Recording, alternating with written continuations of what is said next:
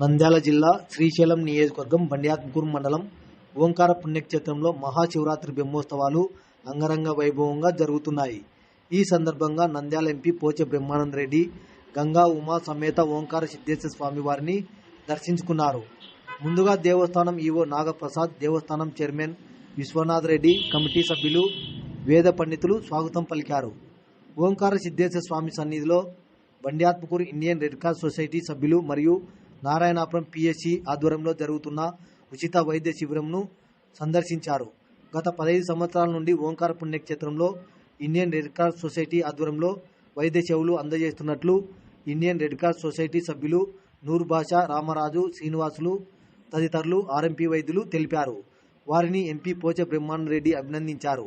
అనంతరం కాశీరెడ్డి నాయన ఆశ్రమంలో అన్నపూర్ణాదేవిని దర్శించుకున్నారు.